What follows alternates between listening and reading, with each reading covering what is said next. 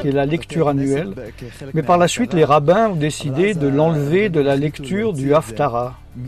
Aujourd'hui, c'est considéré comme le chapitre interdit. En avez-vous entendu parler? Non, je n'en ai pas entendu parler. Voulez-vous voir ce qui est caché dans ce chapitre?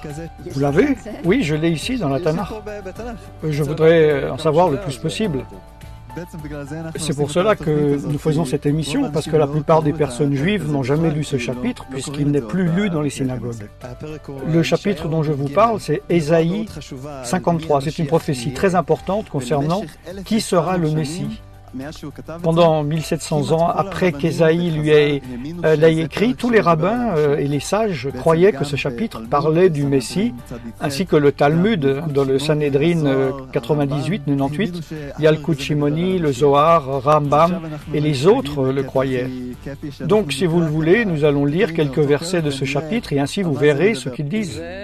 Méprisés et abandonnés des hommes, hommes de douleur et habitués à la souffrance, semblable à celui dont on détourne le visage, nous l'avons dédaigné et nous n'avons fait de lui aucun cas. Cela parle du Messie. C'est vraiment puissant. Il est écrit qu'il serait un homme méprisé et rejeté par la société. Notre peuple est convaincu qu'il était une mauvaise personne. Ils ne l'ont pas accepté et l'ont rejeté. Nous n'avons pas pensé qu'il était le Messie. Cependant, ce sont nos souffrances qu'il a portées, c'est de nos douleurs qu'il s'est chargé et nous l'avons considéré comme puni, frappé de Dieu et humilié.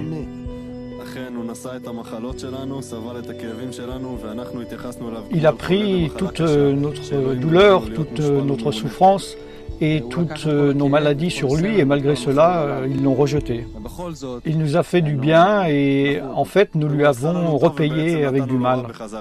Il a souffert à cause de nous, à cause de nos transgressions que nous avons commises, il a souffert de cette douleur. Il s'est donné pour nous, a souffert pour nous, pris nos maladies et tous nos péchés sur lui.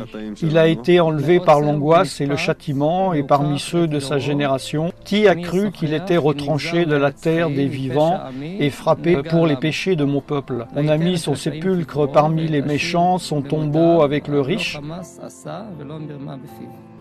Au verset 12, il est dit « parce qu'il s'est livré lui-même à la mort ». Quel est le résultat final de sa souffrance?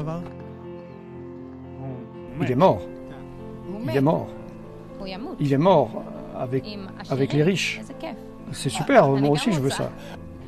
Donc, en gros, ils l'ont tenu responsable pour des choses qu'il n'a pas commises et il a été puni pour cela. Intéressant. Il est mort, mais pas d'une mort honorable. Premièrement, avez-vous déjà entendu ces choses concernant le Messie, que toutes ces choses lui arriveraient? Non. Non. Non, pas ça, non. Cette description du Messie n'est pas seulement dans ces versets, mais aussi dans Zacharie, Daniel et dans d'autres endroits.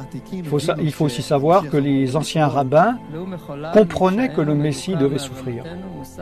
Mais il était blessé pour nos péchés, brisé pour nos iniquités. Le châtiment qui nous donne la paix est tombé sur lui, et c'est par ses meurtrissures que nous sommes guéris. Nous étions tous errants comme des brebis, chacun suivait sa propre voie, et l'Éternel a fait retomber sur lui l'iniquité de nous tous. Oui, j'ai compris, selon ces versets, il absorbera nos maladies et notre mal, et cela nous guérira. En gros, il sera une personne qui est punie. Il prendra sur lui toute... Il prend toute notre iniquité, toute notre souffrance et toutes les choses par lesquelles nous sommes passés. Il a tout pris sur lui.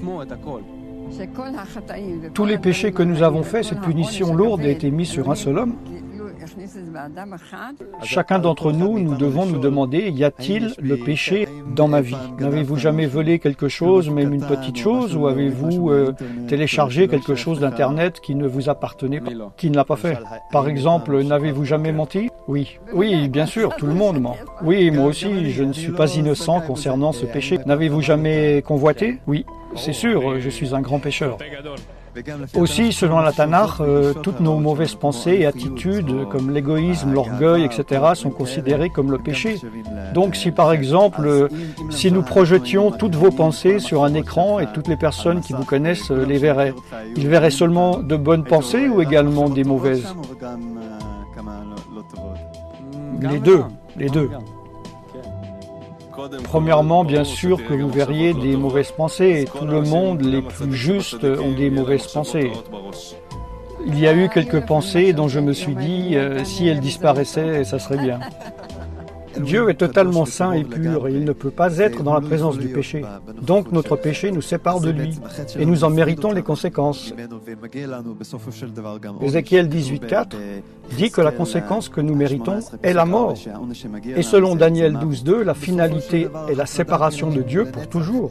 Oh, je ne veux pas ça. Donc, en fin de compte, pensez-vous avoir besoin de pardon et d'expiation pour vos péchés ou pas? Oui, c'est sûr.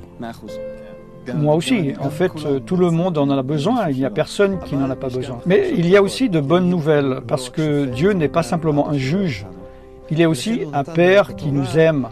Et à cause de cela, il nous a donné le système sacrificiel dans la Torah. Le sacrificier prendrait sur lui les péchés du peuple. Il est écrit que les sacrifices cesseront et qu'au lieu de cela, Dieu enverra un homme appelé Messie, qui prendra sur lui tous les péchés. Exactement, nous venons de le lire. Dans la Tanakh, Dieu nous a donné une description très spécifique de qui serait le Messie, afin que nous puissions l'identifier et ne pas le manquer. Et bien sûr, c'est très important que nous sachions qui serait cette personne, car sans lui, nous n'avons pas de rachat et de pardon. Il sera celui qui nous enlèvera nos péchés. Daniel chapitre 9 dit qu'il doit venir avant la destruction du second temple. Cela est arrivé en l'an 70-70 de notre ère. Et le Messie devait arriver avant cela. Michée 5 dit que le Messie sera né à Bethléem.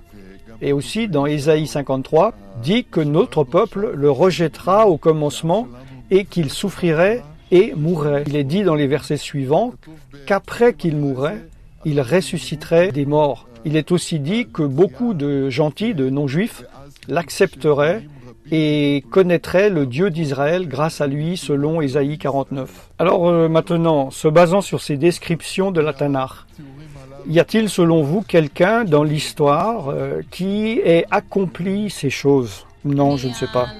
Non, je ne sais pas. Vous le savez? Y a-t-il quelqu'un qui ait accompli cela? Non, personne que je ne connaisse. Peut-être il y a quelqu'un et vous allez me le dire maintenant et je dirai « Ah oui, Jésus ».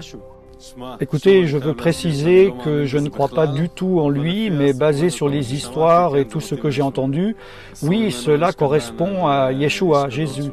Quoiqu'il fût un grand homme, ils l'ont considéré comme un homme indigne. Écoutez, je crois que Yeshua, Jésus, qui est venu avant la destruction du second temple, a accompli ces choses précisément. Il est venu avant l'an 70-70, il est né à Bethléem. Notre peuple l'a rejeté, il a souffert et est mort et il est ressuscité des morts. Il y a eu 500 juifs qui l'ont vu vivant après sa mort et ils ont écrit par rapport à cela. Et également, bien sûr, beaucoup de gentils, de non-juifs l'ont accepté, même des milliards. Le Messie dit « Je prendrai cela sur moi ». Toute la souffrance et la punition que vous méritez, je le prendrai sur moi. Mais pour pouvoir recevoir ce cadeau, il y a plusieurs choses que nous avons à faire. Confesser nos péchés, nous en repentir, nous engager à ne pas les refaire, et aussi croire dans le Messie et transférer nos péchés sur lui. Seulement si nous croyons dans ce Messie et le recevons dans nos vies, il pourra ôter nos péchés. Je pense que je n'ai pas entendu parler de ces choses parce que lorsque la conversation arrive sur Yeshua, Jésus, il y a une sorte de barrière et les gens ne veulent même pas y penser.